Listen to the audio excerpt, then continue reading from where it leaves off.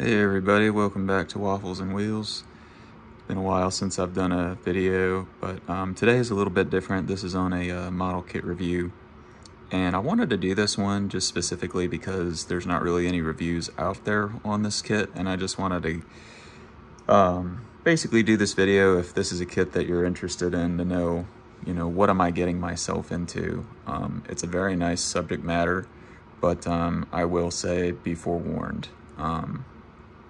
While it does look very pretty, I had to work very hard to get it to the point that it's at. I guess I'll just kind of start with the kit itself. When you get it, there is so much flash on it, like all over the body. There was flash marks all along here that you had to sand down, including on pretty much just about every other piece. I ended up not using the rack that goes back here, but like if you want to do that, you're going to spend a lot of time between sanding and just shaving off all the flash. So that was one of the biggest things. The other thing is fit. So obviously I wanted to do it up close to the box art because I thought, man, that looks so cool. And like, I hadn't seen any other kits that look quite this way. So I was like, I'm going to go for it.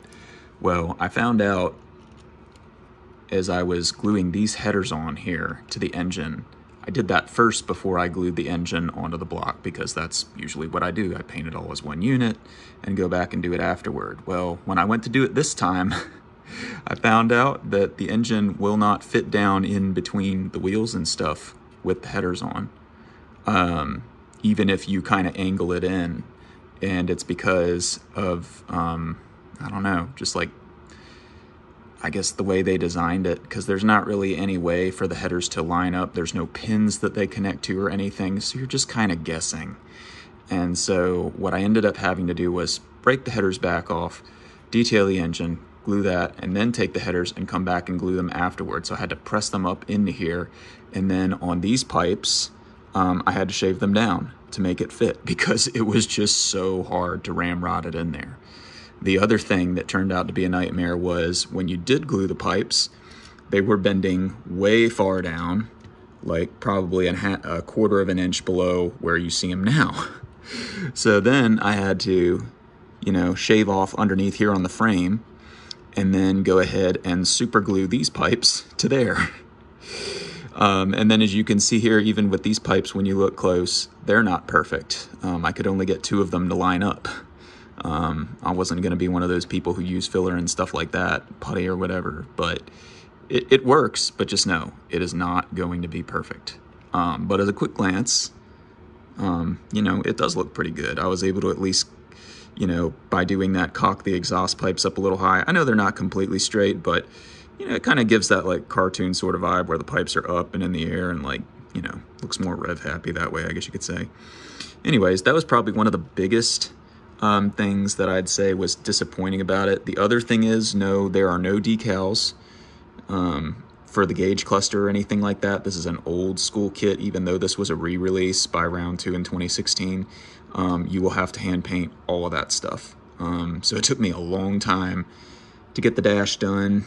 I know it's not showing up, but just know you can make it detailed, but it's going to take a while. So make sure you really like mid-70s Corvettes if you're going to go after this kit. What was the other thing I was going to talk about? There was something else. Oh yeah, the dashboard itself. So, like I said, you work on it, it's really great, but then the fit, when you actually, glue the dashboard into the interior tub, then you've got to, put the shell over. Well, the next issue came with the fit of that. So, if you look in there, you can see, like, right around here, I had to Dremel the snot out of the dashboard to get it to fit, and it probably took refitting it about 6-7 times before I finally, between dremeling the dash and shaving it with a knife, was finally able to get it to fit. And then, when I went, I used super glue to glue the shell shut on the edges. So it was, like I said, this kit fought the heck out of me, but now you can see, you know, it's finally finished and looks great. Something else that I did different, I thought the tires that came with the kit were kind of ugly. So these are actually from the AMT 55 Cameo. These are the custom redline tires. If you look there, you can see the red lines. I thought these smooth wall tires looked a lot better. The other ones have this ugly belt in the middle of them. I'm just not crazy about it. If you all are, more power to you, but I just like the look of the smooth walls more. They look more mid-70s to me. And I put those on instead, and you know, with the rally wheels being the way they are, I just thought it looked fantastic. So the decals themselves were pretty good. You know, they break up. This is all a decal here. And this also is part of it, so I just took a knife and carefully cut it after laying it on.